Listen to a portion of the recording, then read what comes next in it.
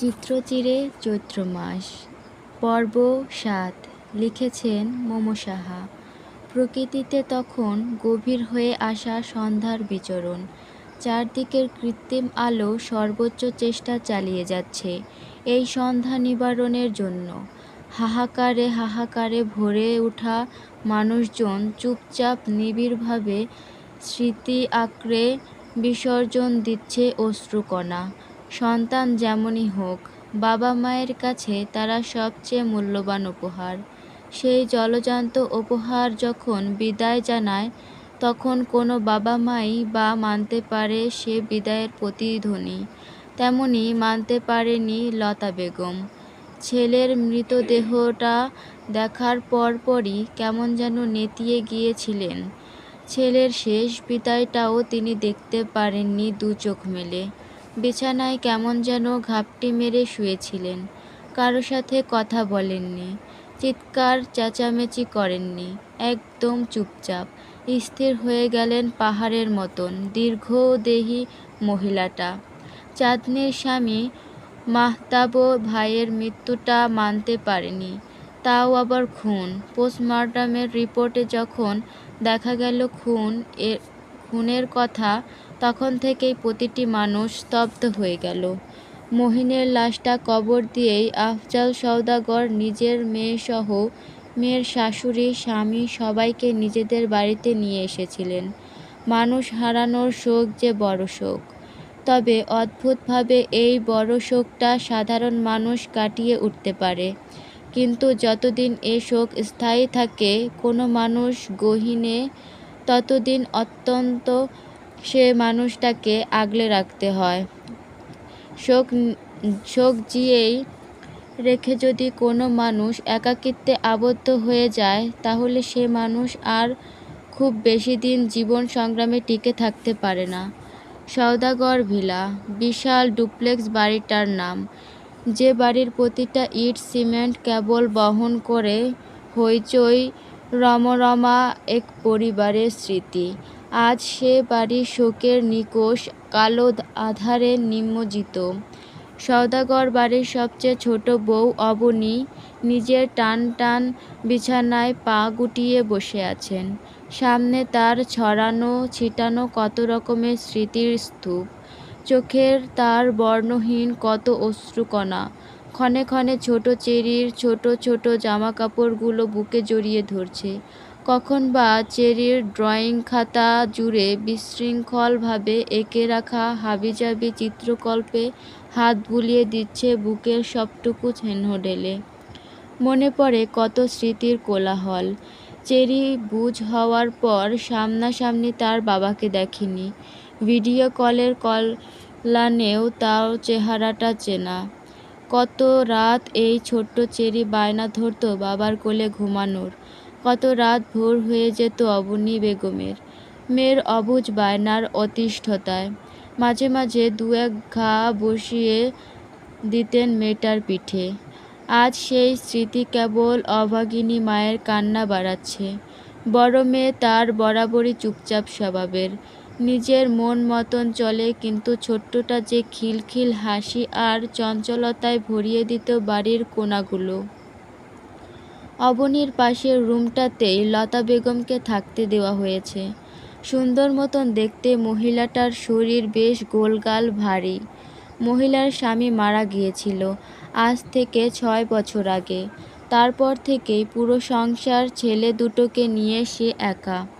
সাধ করে তাই বড় ছেলের বিয়ে করিয়েছিলেন। এই তো কদিন আগেই বছরেক হলো, কিন্তু আজ হুট করে এই কর্কশ মহিলাটাকে নিশ্চুপ করে দিয়ে আদরের ছোট ছেলেটাও বিদায় নিল। সন্তানের শোক বোধহয় এত সহজে ভোলা যায় না, তাই হয়তো এত বিধ্বস্ত মহিলার। চিত্রার মা বাড়ি নেই, হসপিটালেই তার অবস্থান। মাঝে একটু এসে গোসল করে শাড়ি বদলে গিয়েছেন। বরাবরই সে অন্যান্যদের তুলনায় একটু শক্ত ধরনের, তাই সবাইকে নিয়তির বিধ্বস্ততায় ছুঁতে পারলেও তাকে পারেনি। পেশায় সে একজন কলেজের প্রফেসর, এজন্য বোধহয় একটা দৃঢ়তা ভাব তার মাঝে সবসময় অবস্থিত। আফজাল সওদাগরের স্ত্রী রোজা সওদাগর নিজের মেয়ের ঘরে বসে আছেন। চাঁদনিরও তো এ শরীর কম ধকল গেল না, মেয়েটারও তো কারো সাথে প্রয়োজন। চিত্রার ফুপি আমেনা রহমানও তার ছেলে সমেত চাঁদনির ঘরে বসে আছেন। আমেনা রহমান ডিভোর্সি নারী। স্বামীর ঘর থেকে 1 বছরের সন্তান কোলে নিয়ে বেরিয়ে এসেছিল সে। অতিরিক্ত সরল হওয়ার পরও তার জায়গা হয়নি স্বামীর ঘরে। অতঃপর ভাইদের আশ্রয়ে ঠাঁই পেয়েছেন সে। অভাগিনীর খাতায় তার নামটাও নির্দ্বিধায় লেখা যায়। ভাইয়ের বউরা যতই ভালো হোক, মাঝে মাঝে কথা শোনাতে ভুল করে না। আসলে মানুষজাত এমনই, সুযোগ পেলে হাতছাড়া করতে চায় না কেউই। হোক সেটা ভালো কিংবা খারাপ সুযোগ, তাতে কী আসে যায়। সুযোগকে কাজে লাগানোটাই হলো আসল কাজ। পুরো বাড়িতে সবাই যার যার মতন শোকে ডুবে আছেন। প্রতিটা মানুষের জীবনে কত না পাওয়ার গল্পই না থাকে, অথচ মানুষ বাঁচার জন্য তাল মিলিয়ে দুঃখ চাপিয়ে হেসে যায়। বাড়ির ছাদে চিলেকোঠার অবস্থানরত ছন্নছাড়া ছেলেটারও বোধহয় এমন কত শত ঘটনাই আছে যা শোকের খাতায় বিশ্রীভাবে লেপটানো, অথচ ছেলে বলে শোক দেখানোর অধিকার তার নেই। বাহার ভাই প্রতিদিন সন্ধ্যাবেলা কিংবা রাতে গোসল করেন। আজও নিয়মের ব্যতিক্রম হয়নি। গোসল করে এসেই পড়ার টেবিলে বসেছেন সে। বইয়ের সারির সবচেয়ে প্রথম বইটা হাতে নিলেন। চাকরির বই। বইটা কতক্ষণ মেলে ধরলেন, পাতা নেড়েচেড়ে দেখলেন, কিন্তু পড়তে সে বসাতে পারল না। ডান হাতের কনুইয়ের দিকে কেটে যাওয়া জায়গাটাতে যেন হুট করে জ্বালা বাড়ল, সাথে জ্বালা বাড়ল বুকের পাঁজরে। হাতের বইটা বেশ শব্দ করেই ঘুণে ধরা টেবিলটার ওপর রাখল। বহুদিন পর আজ যেন তার স্মৃতিরাও কিঞ্চিৎ মন খারাপ ঘোষণা করে গেল তার হৃদয় মাঝারে। কিন্তু বাহারদের তো মন খারাপ করতে নেই, কংক্রিটের হৃদয় কি না। বাহার নিজের সাথে নিজেই কতক্ষণ ঠাট্টা করল, মন খারাপ ভাবাটাকে উড়িয়ে দিতে চাইল তাচ্ছিল্যের কষাঘাতে। কিন্তু আজ আর সে পারল না বরাবরের মতন সে কাজটা করতে। নিজের প্রতি নিজেই বিরক্ত হলো। কাঠের চেয়ারটার পিছে ঠেলে উঠে দাঁড়ালো। টেবিলের নিচে থাকা কালো ব্যাগটা বের করলো। ভাঙা নড়বড়ে ছোট্ট একটা স্টিলের বাক্স থেকে একজোড়া নূপুর বের করলো সে। কতগুলো সময় সে তাকিয়ে রইল নূপুর জোড়ার দিকে। ঘরের স্বল্পদামি হলুদ বাল্বের আলোয় বাহারের চোখের কোণে কী যেন উকি দিয়ে উঠল মনে হয়। বাহার ভাই কি কাঁদছে তবে? বাহার ভাইরা তো কাঁদতে জানে না। নূপুর দুটো নেড়েচেড়ে দেখে বাহার বুকের মাঝে জাপটে ধরে বিড়বিড় করে বলে। বেকারত্বের নৃশংসতায় বাহারদের নূপুর পরানোর ইচ্ছেগুলো পিষে যায় খুব বর্বরভাবে। দারিদ্রতার অভিশাপগুলো বাহারদের বানার পাথর। অনুভূতির দাবানলে পুড়তে পুড়তে সে পাথর হয়ে ওঠে অনুভূতিহীন। ভালো থাকিস। নূপুর পড়তে না পেরে অভিমান করা অভিমানী। বাহার নিতান্তই হেরে গিয়েছিল অর্থের অভাবে। দমকা হওয়ার বাহারে ঘরের বেশ কম দামি সস্তার অবকণ্ঠনগুলো উড়িয়ে দিয়ে যায়। সাথে অটল বাহারের শরীরে শিরশির করে ওঠে। একটা রাত কত মানুষের হাহাকারেই গল্পেই না লিখে যাচ্ছে। পরিপূর্ণতার এ পৃথিবীতে মানুষ কত স্বপ্ন অমীমাংসিত রয়ে যায়। রাত ছাড়া এ খবর কি আর কেউ জানে? তখনই বাহার ঘরের দরজার ঠক ঠক শব্দ হয়। ধ্যান ভাঙে বাহারের। ততক্ষণে শোকের মৃত্যু হয়েছে। বাহার তড়িঘড়ি করে নূপুরজোড়া আবার স্বস্থানে রেখে দেয়। নিজেকে আগের মতন স্বাভাবিক করে দিয়ে দরজা খুলে। দরজা খুলতেই দেখে ওহির হাতে খাবারের প্লেট, মুখে ক্ষীণ হাসি। বাহারকে দরজা খুলতে দেখেই ওহির মুখের ক্ষীণ হাসি বিস্তৃত লাভ করল। বাঁকা চোখে তাকিয়ে প্রশ্ন করল, আপনি কাঁদছিলেন বাহার ভাই? প্রশ্নের সুরে অবাক ভাবটা একটু বেশিই ছিল, অথচ বাহারকে বিব্রত বোধ করাতে পারেনি সে প্রশ্ন। বাহার বরং বেশ স্বাভাবিকভাবে উত্তর দিল, কাঁদছিলাম নাকি? কই, আমার তো মনে পড়ছে না। ওহি আর চোখে তাকিয়ে মিনমিন করে বলল, আমায় ঘোল খাওয়াচ্ছেন বাহার ভাই। অথচ আমি কিন্তু পুরোপুরি না হলেও কিঞ্চিৎ মানুষের মতিগতি বুঝতে পারি। তা নিজের মতিগতি বুঝতে পারো তো? বাহারকে ভরকে দিতে চেয়ে ভরকে গেল ওহি নিজেই। আকস্মিক এই প্রশ্নটা সে যে আশা করেনি, তার মুখের ভাবেই তা স্পষ্ট হলো। বাহার ওহির ভরকে যাওয়ার মুখমণ্ডলে দৃষ্টি দিল। ওহিকে অবাক করে দিয়ে আরেকটা অপ্রত্যাশিত প্রশ্ন ছুড়ল, তুমি জানো কোন ডিপার্টমেন্টের স্টুডেন্ট? ওহির হাতের খাবারের প্লেটটা নড়ে উঠল। ফ্যাল ফ্যাল করে সে তাকিয়ে রইল বাহারের দিকে।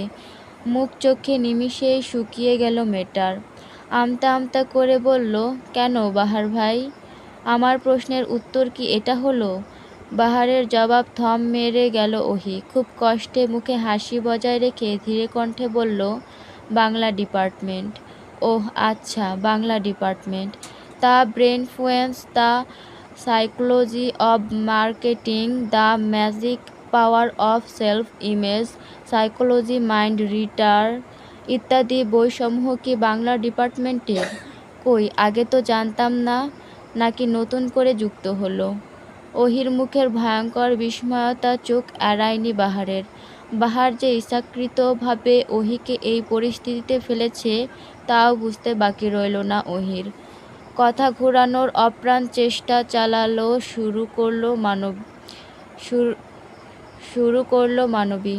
কিভাবে কি বললে বাহার ভাইয়ের মস্তিষ্কের তুখোড়তার কাছে বাজিমাত করা যাবে সে ভাবতেই মতো হলো ওহি। এখন মনে হচ্ছে যেচে চেঁচে বাহার ভাইয়ের ঘরে আসাই উচিত হয়নি তার। বাহার ওহিকে সময় দিল। তার বাজের মতন তীক্ষ্ণ দৃষ্টিতে তাকিয়ে রইল ওহির দিকে। ওহি ব্যান্ডেজ করা হাতটার উল্টো পিঠ দিয়ে গলায় জামা শিশির বিন্দুর মতন ঘামগুলো মুছে ফেলল। ইতিমধ্যে তার গলা শুকিয়ে কাঠ হয়ে গেছে। কতক্ষণ সে এধার ওধার তাকিয়ে মেকি হাসি দিয়ে বলল, আসলে বাহার ভাই, এইগুলো তো আমার বই না, ভার্সিটির এক বড় আপুর বই। আমার সাইকোলজি সাবজেক্টটা বেশ লাগে তাই বড় আপু থেকে বইগুলো নিয়েছিলাম। আচ্ছা, তাই বলে এতগুলো বই? বাহ, ইন্টারেস্ট থাকা ভালো। তা শুনলাম তোমার নাকি শিক্ষক হওয়ার ইচ্ছে। তো ঝোঁক দেখি সাইকোলজির দিকে। ব্যাপারটা কেমন যেন না? শিক্ষক হওয়ার ইচ্ছাটা আমার না, আমার অভিভাবকদের। উত্তরটা বেশ শক্ত কণ্ঠেই দিল ওহি। অতঃপর হাতে খাবারগুলো বাহারের টেবিলের ওপর রেখে মাথা নত করে বের হতে নিলেই পিছু ডাকল বাহার। বেশ খোঁচা মেরেই বলল, সেদিন আমাকে বলেছিলে না আমি আগাগোড়া পুরোটাই নকল মানুষ? আমি পুরোটা নকল মানুষ হলে তুমিও পুরোটাই ভ্রম ওহি। তুমি অকল্পনীয় ভ্রম। ওহি দাঁড়ালো, নরম চোখে তাকালো বাহারের দিকে। বিবশ হয়ে আচমকাই বলে উঠল, ভ্রম আর নকলে মিলে গিয়ে ইতিহাসের রটলে খারাপ হয় না, তাই না বাহার ভাই?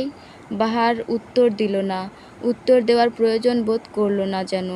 হেলতে দুলতে সে নিজের টেবিলের ওপর বসল। ভাতের থালা থেকে খুব আয়াসে ভাত মাখিয়ে মুখে তুলে নিল। ওহি কেবল তাকিয়ে রইল এক ধ্যানে। বাহার ভাই মানেই যেন এক আকাশ মুগ্ধতা। শোক পালনের আধার রাত্রির গভীরতায় যেন সবাই ঘুমে মগ্ন। নুরুল সওদাগর তখন নিজের মেয়ের কেবিনে দাঁড়িয়ে আছেন। চোখ মুখ তার কাট কাট শক্ত। সারাদিন কেস নিয়ে ছুটাছুটি করে এই মাত্রই হসপিটালে এসেছে সে। চিত্রা তখন আধো ঘুম আধো জাগরণে। বাবাকে ক্যাবিনের দরজায় দেখতে আধো ঘুম কেটে গেল তার। মুনিয়া বেগম নিজের স্বামীকে দেখে ততটা অবাক হলেন না, বরং স্বাভাবিক কণ্ঠে বললেন, এখানে যে, এটা তো চেরির রুম না, এটা চিত্রার রুম। খোঁচা মারার জন্যই যে কথাটা বলা সেটা বুঝতে বাকি রইল না নুরুল সওদাগরের। কিন্তু সে স্ত্রীর কথায় জবাব দিলেন না। বরং চিত্রার দিকে তাকিয়ে অস্থির কণ্ঠে বলল, মহিনের মৃত্যুর আগে শেষ কলটা তোমার ফোন থেকে করা হয়েছিল চিত্রা। রাত গভীর থেকে গভীর হলো, সাথে অনুভূতিদের ঝিমিয়ে থাকা অঘোষিত যুদ্ধটা নিবিড়ভাবে চলতেই থাকলো। ঘড়ির কাঁটায় তখন সময় 1টা 47। চিত্রার কেবিনের ভেতর চিত্রাসহ আরও দুটো মানুষও নিস্তব্ধ হয়ে আছেন। নুরুল সওদাগরের কথা থামতেই বাহারের হুট করে আগমনের কথা স্রোত একটু ভিন্ন দিকে গেলেও অতঃপর তা আবার আগের জায়গাতেই এসে খুঁটি বাঁধল। মুনিয়া বেগম স্বামীর দিকে বিস্ময় ভরা দৃষ্টি নিয়ে তাকিয়ে রইলেন কিয়ৎক্ষণ। অতঃপর খুব ধীরে ছোট কণ্ঠে বললেন, কি বলছো? বুঝে শুনে বলছো তো? নুরুল সওদাগরের মুখ চোখ তখন কঠিন। কর্কশ কণ্ঠে সে জবাব দিলেন, প্রমাণ কথা বলছে, আমি না। মুনিয়া হতাশার শ্বাস ফেললেন। হতভম্ব চোখে তাকিয়ে থাকা চিত্রার দিকে একবার দৃষ্টি নিবদ্ধ করে ক্ষীণ স্বরে স্বামীর উদ্দেশ্যে বললেন, চিত্রার জন্য এটা কি কোনো বিপদ ডেকে আনবে? প্রমাণ যেহেতু চিত্রার বিরুদ্ধে, তাই যে কোনো পদক্ষেপই নিতে হতে পারে আমাদের। আপনার অযৌক্তিক প্রমাণকে একটু দূরে ছুঁড়ে ফেলে যদি মস্তিষ্ক দিয়ে ভাবেন খুশি হব। অন্তত এতটুকু তো বুঝবো যে আপনারও ব্রেইন নামক কোনো বস্তু আছে যেটা যুক্তিও বুঝে। বাহারের কথায় তুমুল তাচ্ছিল্যের সুর, অথচ নুরুল সওদাগর তাতে যেন কিছু যায় আসেনি। সে স্বাভাবিকভাবে বলল, আইন প্রমাণ চেনে, আর আপনি চেনেন মিথ্যা অহংকারের। কিসের আইন শেখাচ্ছেন আমাদের?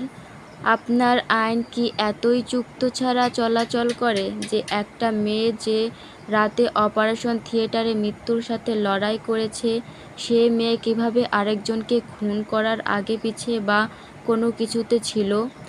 বাহারের প্রতিটি কথা যুক্তিসঙ্গত, কিন্তু নুরুল সওদাগর দমে যাওয়ার পাত্র না। সে ইনিয়ে বিনিয়ে আরও কিছু বলার চেষ্টা করতেই থামিয়ে দিল মুনিয়া বেগম। মহিলাটা কেমন গম্ভীর স্বরে বলে উঠল, বড় আইনের কথা বলছো যে? অন্যদের বেলায় তোমার এত আইনের নিয়ম, নিজের বেলায় আইন তোমার অন্ধ বুঝি? এ কেমন আইন? এবার আর কোনো কথা বলার সুযোগ পেল না নুরুল সওদাগর, বরং নিজের স্ত্রীর দিকে ফ্যাল ফ্যাল চোখে তাকিয়ে রইলেন। এতগুলো বছর তার পর তার স্ত্রী যে তার দুর্বল জায়গায় হাত দেবে, এটা যেন তার ধারণার বাহিরে ছিল। অবশ্য কথায় আছে না, দেয়ালে পিঠ ঠেকে গেলে বিড়ালও সিংহ হয়ে ওঠে, আর মুনিয়া তো বুদ্ধিমতী। চিত্রা নিজের মা বাবার কথায় নীরব থেকে শুনে গেল। এই ক্ষেত্রেই যেন তার তুমুল নীরবতা। বাবার সামনে তার অনেক কিছু বলার থাকলেও বলা হয়ে ওঠে না। কেন এত সংশয় দ্বিধা তা জানা নেই চিত্রার। সে কেবল এতটুকুই জানে, বাবা মানেই ধারালো তীর, যা খণ্ড বিখণ্ড করে অষ্টাদশীর হৃদয়। নুরুল সওদাগর যেন চোখ লুকিয়ে বাঁচার জন্য হুট করেই কেবিনের বাহিরে চলে গেল। মুনিয়া বাঁকা হাসল। সে মানুষ নিজেদের অতীত ভুলে যায় অতিরিক্ত উড়বার জন্য। তার ডানায় অতীতের প্রলেপ লাগিয়ে দিতে হয় নিজ দায়িত্বে। কিছু মানুষকে অতীত ভুলতে দেওয়া যাবে না। বাবা যেতেই হাঁফ ছেড়ে বাঁচল চিত্রা। কেমন ঝিমানো কণ্ঠে বলল, আম্মু আব্বু এমন করে কেন আমার সাথে? আমার দোষ কোথায়? তোমার দোষ আসলে না, দোষটা হলো গিয়ে আমার। আমি তো তোমার বাবার স্ত্রী হতে পেরেছি, তবে প্রেমিকা না। তাই হয়তো কেবল স্ত্রী কন্যাকে সে গ্রহণ করতে পারেনি।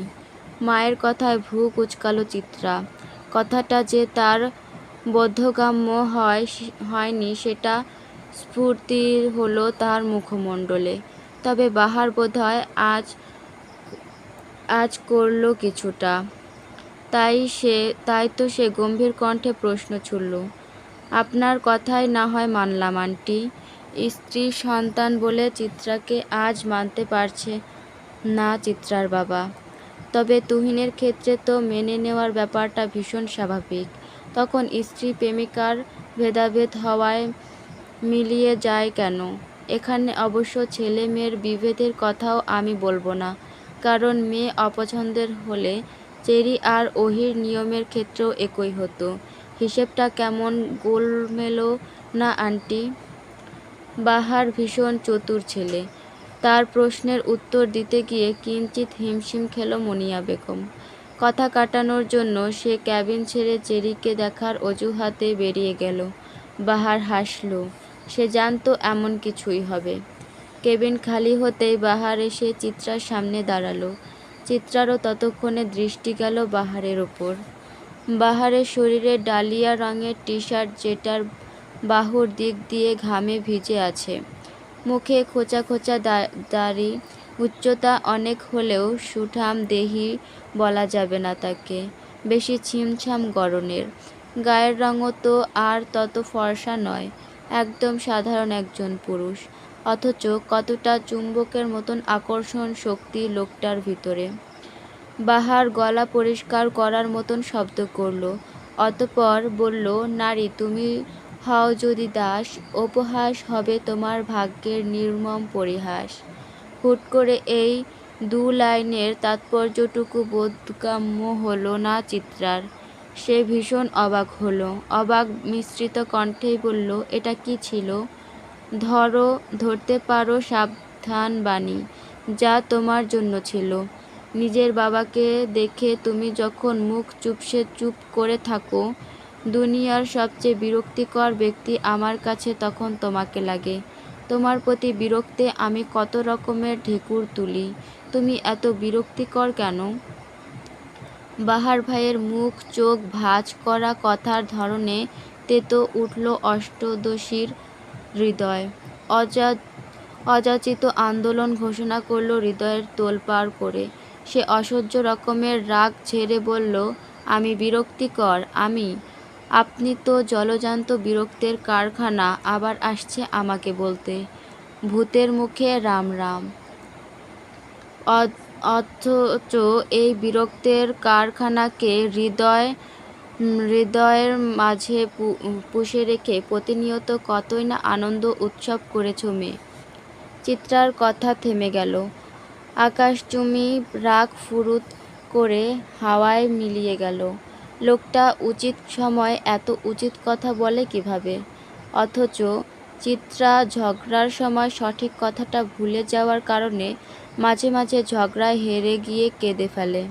চুপ থাকলে তোমাকে খারাপ লাগে না মেয়ে, তবে তোমার বাবার সামনে চুপ করে থাকাটা ভীষণ বাজে স্বভাব। বাবা মাকে অবশ্যই সম্মান করা উচিত, তবে যে মানুষ তোমাকে উঠতে বসতে অসম্মান করে, বুকের মাঝে আস্ত একটা রগরগে ঘা তৈরি করে দিচ্ছে, তার সামনে চুপ করে থাকাটা নেহাতি পরাধীনতা। অথচ তোমার এখন মুক্ত হয়ে উড়ার সময়। বাবাকে চিত্রা ভীষণ বেশি ভালোবাসে, তাই হয়তো চেয়েও বাবার সামনে সে কঠিন কিছু বলতে পারে না। অথচ বাবা কত নির্দ্বিধায় না চিত্রাকে ক্ষতবিক্ষত করে ফেলে। বাবার কথা মনে পড়লেই আকাশ পাতাল আঁধার করে চিত্রার মন খারাপ হয়। তাই কথা ঘোরানোর জন্য চিত্রা বলল, আচ্ছা বাহার ভাই, আপনার সিগারেট খাওয়ার অভ্যাস ছাড়বেন কবে? যেদিন আর ভিতরে পুড়বে না, সেদিন আর বাহিরেও পুড়াবো না। আপনারও তাহলে ভিতরে পুড়ে? কেন মেয়ে, আমি কি মানুষ না? পৃথিবীর প্রতিটি মানুষেরই ভেতরে পুড়ে, কেউ প্রকাশ করে আর কেউ গোপনে রাখে। বাহার ভাই, আপনি এত জটিল কেন? তুমি আমায় জটিলভাবে গ্রহণ করেছ বলে। জানেন বাহার ভাই, আপনি আমার কাছে ক্যাকটাস ফুলের মতন, আর তুমি আমার কাছে অলোকানন্দা কিংবা সন্ধ্যার রঙ্গনা। ইস, লোকটা যেন উত্তর তৈরি করেই এসেছে।